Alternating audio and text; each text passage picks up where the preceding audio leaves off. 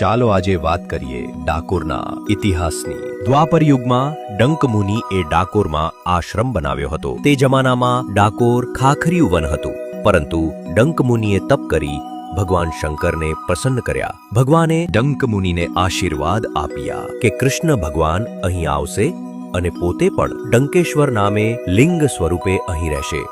આજે પણ ગોમતી કિનારે ડંકેશ્વર મહાદેવ છે, જે એ બાબતની સાક્ષી પુરાવે છે। ડંકમુનિએ મંદિર પાસે નાનો કુંડ બનાવ્યો હતો, જેમાં પશુ પંખી પાણી પીતા હતા। એકવાર ભગવાન કૃષ્ણ અને ભીમ પ્રસંગોપાત ડંકમુનિના આશ્રમ પાસેથી પસાર થતા હતા, ત્યારે ભીમને તરસ લાગતા કુંડમાંથી પાણી પીધું અને ઝાડ નીચે વિશ્રામ કરવા બેઠો। અચાનક વિચાર આવ્યો કે આટલા સુંદર જળનો કુંડ જો મોટો હોય તો ઘણાને પાણી સુગમતાથી મળે, અને ગદાના એક જ પ્રહારથી ભીમે તે કુંડ મોટો કર્યો। આ કુંડ આજે ગોમતીના નામે ઓળખાય છે। બીજો ભાગ જલ્દી જ આવશે।